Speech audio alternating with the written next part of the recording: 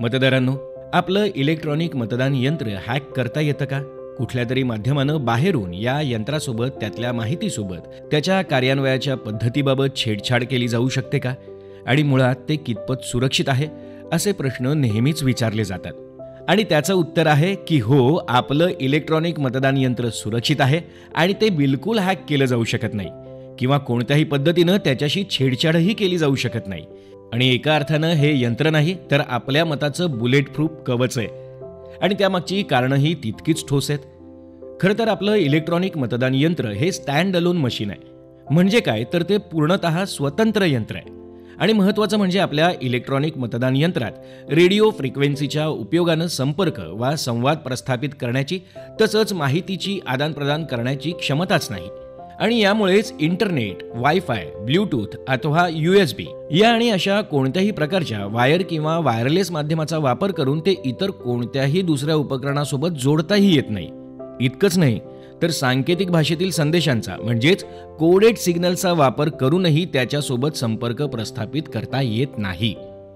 मतदारांनो, आपल्या इलेक्ट्रॉनिक मतदान यंत्रात अनऑथराइज्ड ॲक्सेस डिटेक्शन मॉड्यूल अर्थात UADM ही अत्याधुनिक तंत्रज्ञानाधारित प्रणाली स्थापित केली आहे. जर का EVM मधल्या मायक्रो कंट्रोलर अर्थात सूक्ष्म नियंत्रक वा माहितीसाठा प्रणालीला अनधिकृतरित्या हाताळायचा प्रयत्न केला गेला तर या प्रणालीमुळे तो तात्काळ ओळखता आणि रोखता येतो.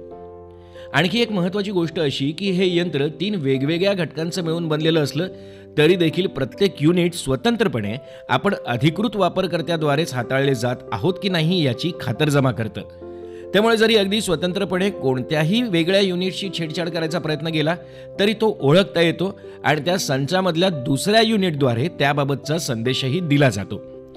त्यामुळेच आपलं इलेक्ट्रॉनिक मतदान यंत्र हॅक करता येत नाही किंवा त्याच्याशी छेडछाडही करता येत नाही.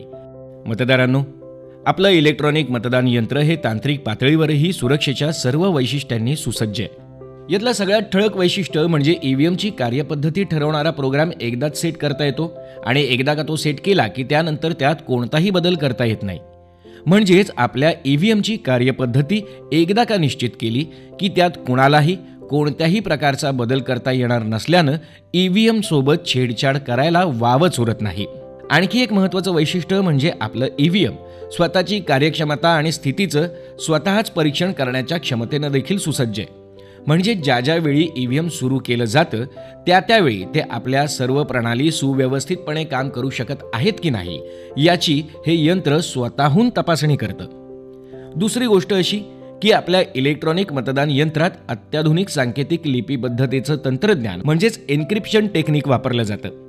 त्यामुळे या यंत्राचे घटक असलेल्या कंट्रोल युनिट, बॅलेट युनिट अर्थात VVPAT मध्ये जो परस्पर संवाद होतो तो कोणालाही उलगडता वा ओळखता येणार नाही अशा अभेद्य रीतीनं सांकेतिक स्वरूपात लिपीबद्ध होत असतो.